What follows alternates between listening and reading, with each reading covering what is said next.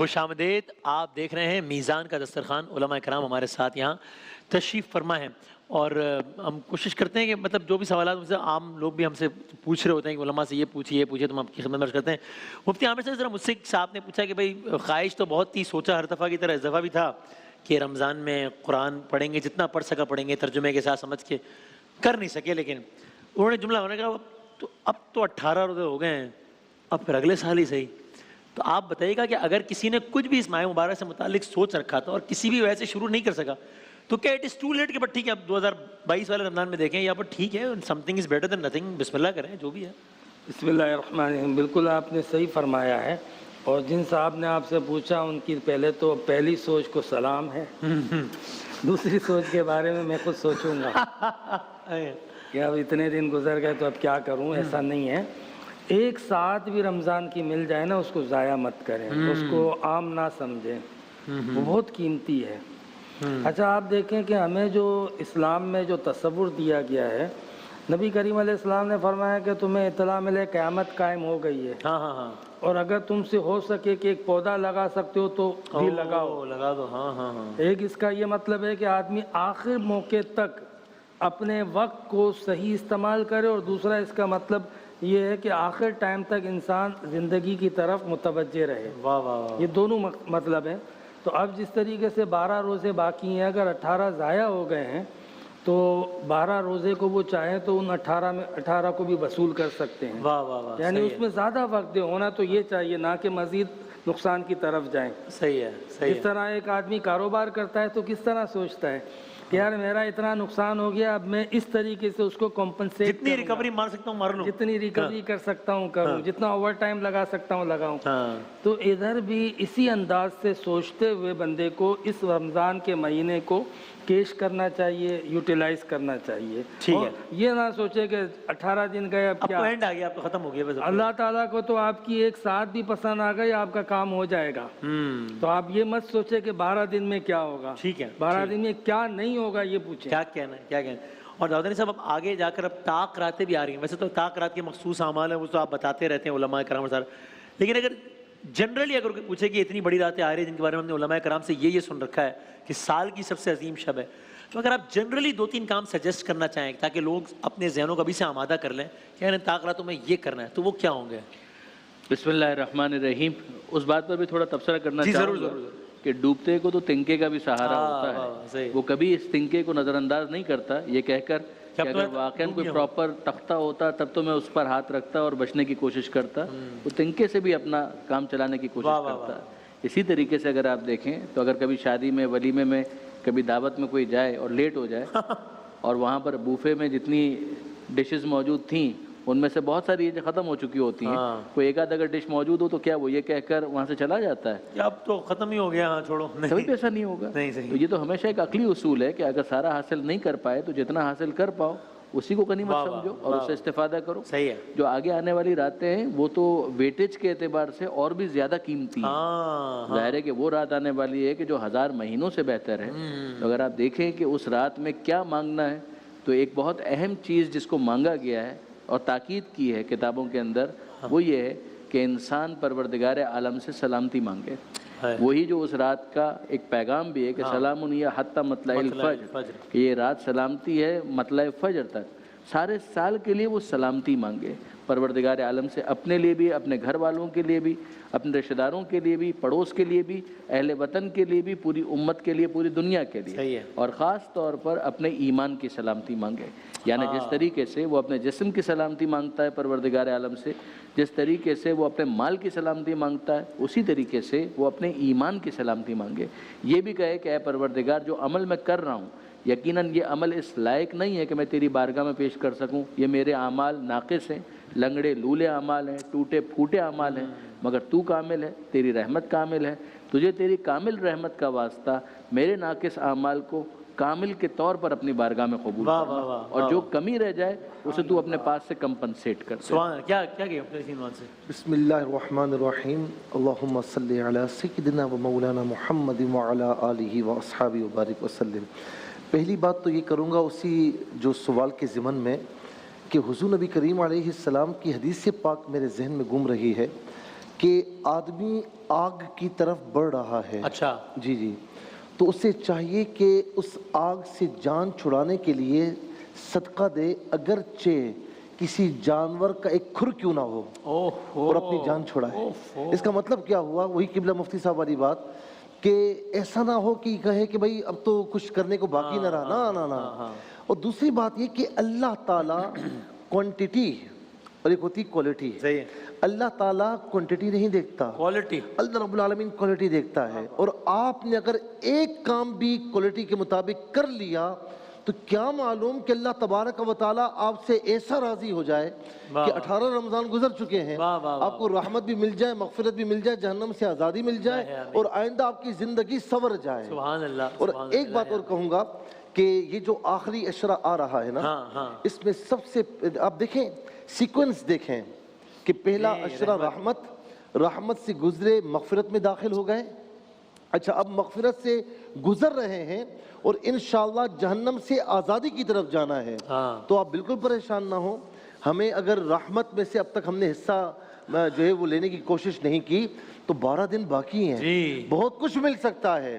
کیا معلوم کہ آپ ایک مرتبہ توبہ کریں تو اللہ رب العالمین آپ کو رحمت بھی عطا فرما دے، مغفرت بھی عطا فرما دے، اور جہنم سے دائمی نجات بھی عطا فرما دے۔ اور اس آنے والے عشرے میں یہ دعا ضرور مانگیں، اللہم اجرنی من النار، اے اللہ مجھے آگ سے بچا لے، آگ سے نجات عطا فرما۔ جاتے جاتے ہمارے پاس ایک منٹ ہے، تھوڑا کوئکلی ایک نصیحت اگر کر سکے، پہلے آپ کر دیں پھر ایک نصیحت کوئی بھی۔ سیرت طیبہ سے ایک حوالہ یاد آیا کہ ایک شخص نبی اکرم صلی اللہ علیہ وسلم کے پاس آیا، حضرت جبرائیل نے اطلاع دی کہ کچھ ساعتوں کے بعد اس کا انتقال ہو جائے گا، اس کی روح قبض ہو جائے گی۔ حضور علیہ السلام نے اس صحابی رسول سے فرما دیا۔ تو اب صحابی رسول نے کہا کہ یا رسول اللہ بتائیے کون سا اہم کام ہے جو میں ان ساعتوں میں کروں؟ تو نبی کریم علیہ السلام نے فرمایا کہ علم حاصل کرو۔ اچھا، یہ سمجھو کہ 1 گھنٹے کی مدت ہوگی اس کے پاس، اب 1 گھنٹے میں آدمی کیا علم حاصل کرے گا؟ لیکن حضور علیہ السلام نے کیا چیز اہم تھی، اور وقت کا صحیح یوٹیلائزیشن، کہ اگرچہ کہ 1 گھنٹہ بھی ہے تو اس کو صحیح استعمال کیا جائے۔ بلکہ نبی اکرم صلی اللہ علیہ وسلم نے فرمایا کہ کسی بھی شخص کو، عام آدمی کو حقیر نہ سمجھو، کیا پتہ وہ اللہ کا دوست ہو، اور فرمایا کسی بھی برائی کو چھوٹا نہ سمجھو، کیا پتہ اسی سے اللہ ناراض ہو جائے، اور فرمایا کسی بھی نیکی کو کمتر نہ سمجھو، کیا پتہ اسی سے اللہ راضی ہو جائے۔ تو یہ تو 12 دن ہے، اور ان میں شبہ قدر ہے۔ آخری بات ہوئی، آیت یاد آ گئی سورہ زمر کی، یا عباد الذین اسرفوا علی انفسہم لا تقنطوا من رحمت اللہ ان اللہ یغفر الذنوب جمیعا۔ اے میرے وہ بندوں کہ جنہوں نے اپنے نفسوں پر تجاوز کیا، اسراف کیا، یہ جو گناہ تم نے کیا اپنا نقصان کیا، مگر تم میرے بندے ہو، لا تقنطوا من رحمت اللہ، اللہ کی رحمت سے مایوس مت ہو، ان اللہ یغفر الذنوب جمیعا، اللہ تمہارے تمام گناہوں کو معاف کرنے کے لیے تیار ہے۔ تو بحث اس میں نہیں ہے کہ وہ معاف کرنا چاہتا ہے یا نہیں، بحث اس میں ہے کہ تم معاف کروانا چاہتے ہو یا نہیں۔ سبحان، جزاک، بہت شکریہ، بہت نوازدین علماء کرام کا بہت شکریہ۔ آپ دیکھ رہے ہیں میزان کا دسترخوان، وقفے کے بعد حاضر ہوتے ہیں انشاءاللہ۔ رحمت کبریا بہر خلق خدا بن کے ایک آسرا آ گیا رکھنے کی دعا۔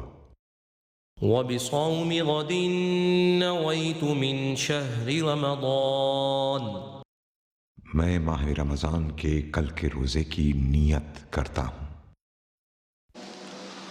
اللہ اکبر اللہ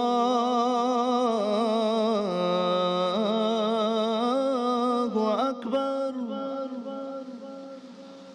اللہ اکبر اللہ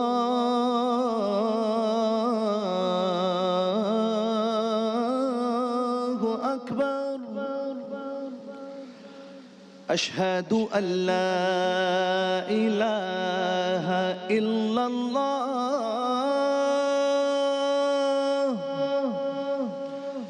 اشہد ان لا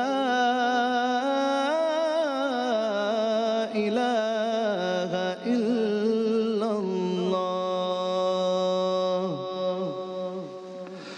اشہد ان محمد محمدا رسول الله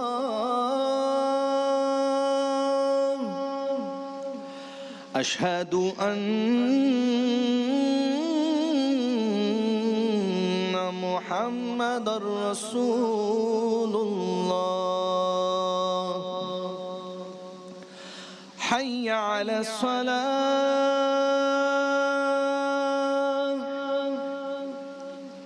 حي على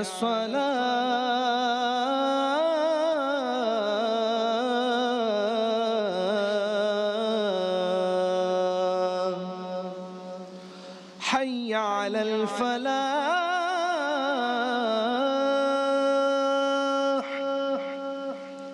حي على الفلاح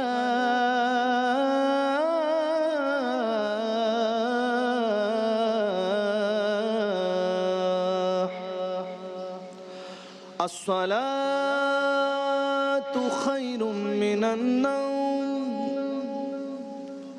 الصلاة خير من النوم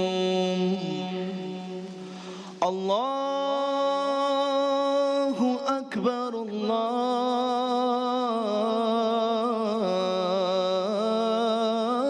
الله أكبر لا إله إلا الله